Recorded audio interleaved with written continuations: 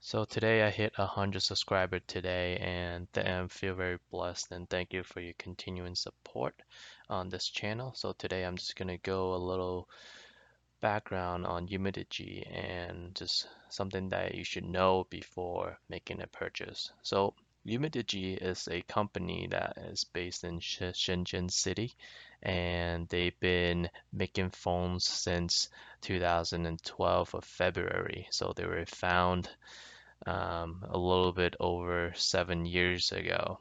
And they started phones, with pretty high-end specs. I was just looking at it.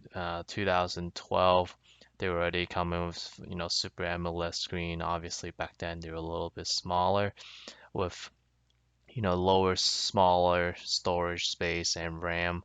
And camera-wise, 13 megapixel is still, within reach today. But today, a lot of the mid-range to lower end phones are all getting up to 48 megapixels to 16 megapixels to even 108 megapixels nowadays.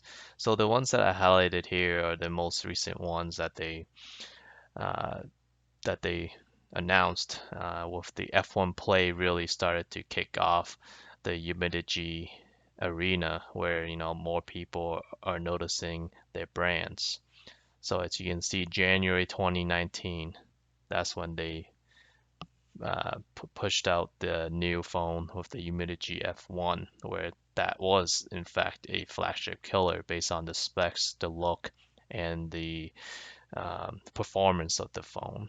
So they're located in Shenzhen. So hopefully eventually I'll get if I can get a tour over there, that would be great.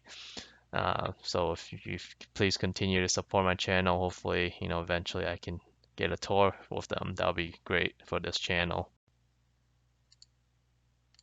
So here's a list of the pros and cons that I listed for buying a UMIDIGI phone.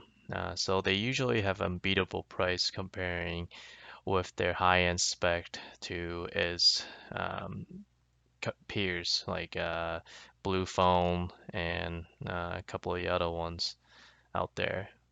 But one of the key things that distinguish their phone against the other is their frequency bands. So they usually have all the frequency bands. So if you look at their webpage on, AT&T or T-Mobile, they usually have, all the bands.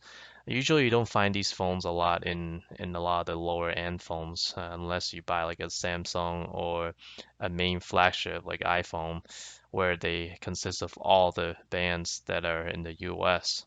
So that's one thing that I noticed with a lot of the low-end phones. They miss like band 12 or 71, and those are critical. So some of the cons here, obviously the big one is no customer support.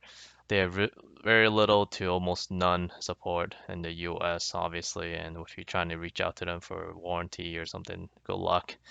They have, subpar camera quality compared to most flagships, and there are no frequent software updates. So if you're looking for an update from Android 9 to 10, you're most likely out of luck. You probably most likely your better bet is to just buy a brand new phone at that point.